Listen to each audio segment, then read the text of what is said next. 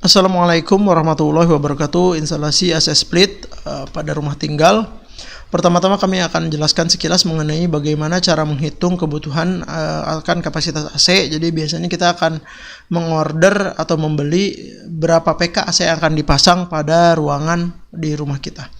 Ada cara sederhana yang pasti rekan-rekan cari saja, googling juga banyak, dan biasanya di lapangan pun digunakan dengan cara yang kurang lebih mirip. Jadi perhitungan kapasitas AC ini dengan menggunakan rumus panjang kali lebar kali 500. Jadi kapasitas AC ini tergantung dari volume atau besaran dari ruangnya. Nah, penjelasannya ialah P itu panjang ruangan, L lebar ruangan, dan 500 itu ialah standar kapasitas AC per meter persegi. 500 satuannya BTU, British Thermal Unit, per jam per meter persegi. Nah, sebenarnya tidak persis angkanya 500, tapi ini pendekatan cara cepat yang kurang lebih hasilnya bisa digunakan dan umum digunakan. Jadi relatif rumus ini sudah banyak digunakan dan tidak ada masalah atau masih teruji. Nah, dengan catatan rumus ini juga mengasumsikan plafonnya ialah ketinggian 3 meter. Karena kalau plafonnya sampai 4 meter atau lebih, maka akan berlaku perhitungan kapasitas AC yang berbeda.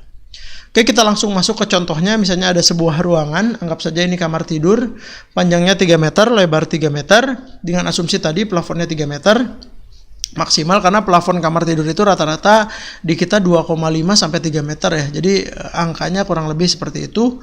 Langsung kita hitung saja perhitungan BTU-nya. 3 kali 3 ialah 9 dikali 500, sehingga 9 kali 500 4.500 BTU kebutuhan dari kapasitas AC-nya.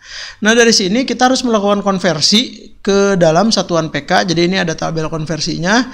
AC setengah PK sama dengan kurang lebih 500 BTU, AC 3/4 PK kurang lebih 7.000 BTU. Jadi kalau hitungan kita tadi 4.500 BTU, maka dengan AC setengah PK saja sudah cukup untuk ruang 3 kali 3 meter dikali dengan catatan plafonnya kurang lebih maksimal 3 meter.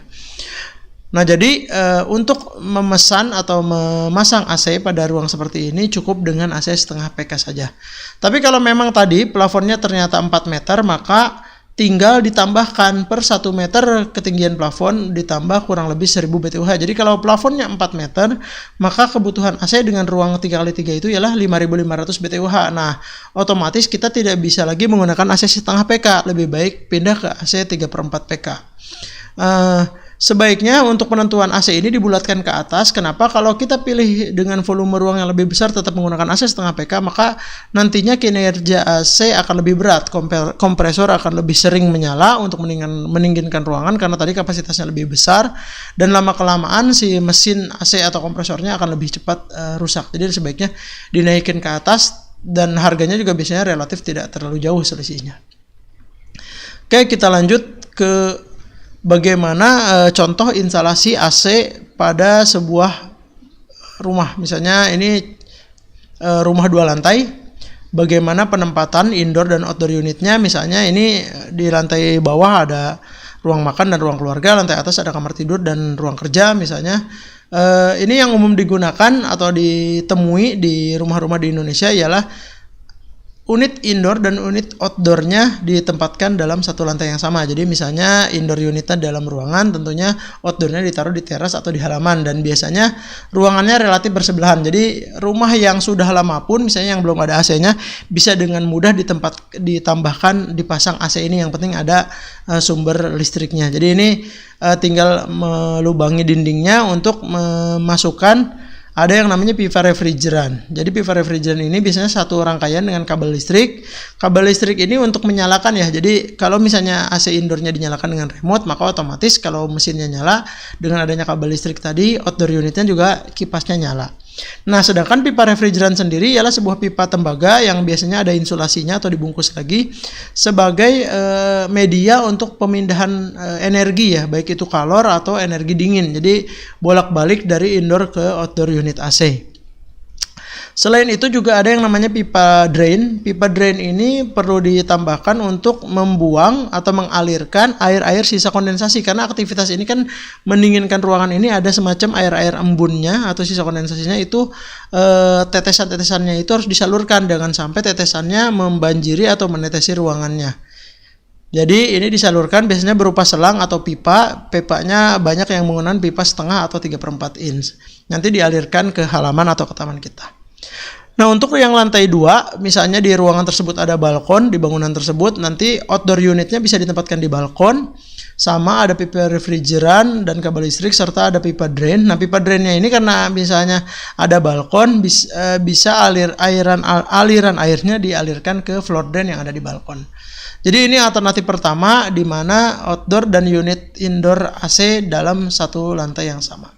Alternatif yang kedua ialah di mana indoornya dan outdoor unit AC-nya dalam lantai yang berbeda. Pada umumnya di rumah-rumah sekarang outdoor unitnya ditempatkan di dak beton atas. Ini tujuannya apa?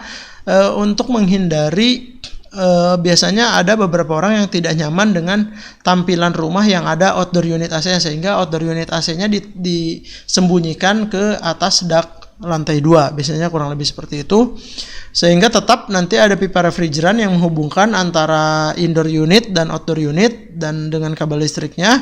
Nah, namun pipa drainnya tidak bisa ditarik ke atas karena dia netes-netes dengan gravitasi, dia tetap dialirkan ke halaman atau ke luar dari bangunan kita.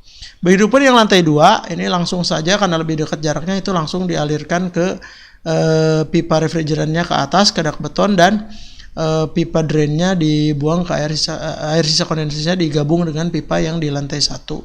Nah, yang perlu diperhatikan dari sistem yang outdoor unit AC-nya ditaruh di atas dak ini adalah ada jarak maksimum yang ideal dalam maksimal dari jarak indoor dan outdoor unit AC. Biasanya ialah maksimal 15 meter, karena kalau sudah lebih dari 15 meter kinerja dari pertukaran energinya jadi tidak optimal. Karena itu tadi kan pakai pipa tembaga tadi ya. Kecuali kalau sistemnya VRV atau VRF itu bisa lebih dari 15 meter. Tapi kalau sistem split biasa ini rata-rata orang maksimal 15 meter dipasang. Oke, kita lanjut ke penempatan indoor dan outdoor unit AC. Ini sebagai contoh sebuah rumah yang ada kamar tidurnya, area kamar tidur yang memiliki balkon. Nah, pertama penempatan indoor AC yang harus diperhatikan adalah kalau bisa si indoor AC ditempatkan di depan kasur seperti ini tidak disarankan. Kenapa? Karena dalam jangka waktu yang panjang, hembusan udara dingin ini akan mengenai wajah atau hidung dan kepala kita, ya, orang yang tidur. Sedangkan tidur itu kan bisa 6-8 jam. Itu lama-kelamaan tidak baik ya untuk kesehatan, apalagi yang punya penyakit-penyakit di bagian pernafasan. Sehingga disarankan si penempatan indoor unit AC-nya tidak berhadapan langsung dengan wajah, tapi dihembuskan udaranya ke area badan atau kaki dari kasur atau orang yang tidur tersebut. Ini relatif lebih baik. Dan banyak juga hotel-hotel kalau kita perhatikan penempatan indoor unit AC-nya itu di hembusan udaranya ke area kaki atau badan kita, tidak ke area kepala kita. Oke, terkait dengan indoor unit ini ada beberapa ketentuan. Pertama, dari dimensinya ini kita pakai misalnya AC-nya 1 PK itu ukurannya 1 meter kali 30 kali 20 cm. Tapi kalau AC-nya yang setengah PK itu ukurannya lebih kecil. Jadi tinggal lihat aja di pasaran. Berarti itu space yang harus disiapkan untuk menempatkan indoor unit AC. Selain itu juga dia ada batasan-batasan terkait jarak di antara kanan kirinya, itu tidak boleh langsung menempel ke dinding atau ke plafon. Jadi sebaiknya disiapkan jarak 10-15 cm supaya kinerjanya lebih optimal dan memudahkan dalam perawatan. Perawatan itu kan biasanya dibongkar pasang ya, untuk dicuci ini akan memudahkan. Untuk batas bawahnya biasanya ditempatkan di atas ambang pintu atau ambang jendela. Biasanya kenapa? Karena di unit indoor tadi sudah diinfo ada yang namanya saluran air untuk air kondensasinya berupa pipa. Biasanya kalau yang rapi ditanam di dinding, tentunya dia akan melintas tuh kalau ada pintu atau jendela di atas pintu atau jendelanya. Tapi kalau tidak ada pintu jendela dan jendela tidak masalah, itu agak diturunkan sedikit. Yang penting pipanya itu tetap bisa mengalir secara gravitasi. Selanjutnya untuk outdoor unit biasanya ditempatkan di balkon atau teras, tadi yang opsi pertama ya di slide sebelumnya. Nah, ini juga ada ketentuan adalah ada jarak bebas dari outdoor unit ini karena dia menghembuskan udara panas, ada kipas disemburkan, itu ialah 70 cm. Karena itu udaranya nanti akan menyembur. Kalau kurang biasanya panasnya akan terkumpul ya atau balik ke mesin outdoor unitnya itu sendiri.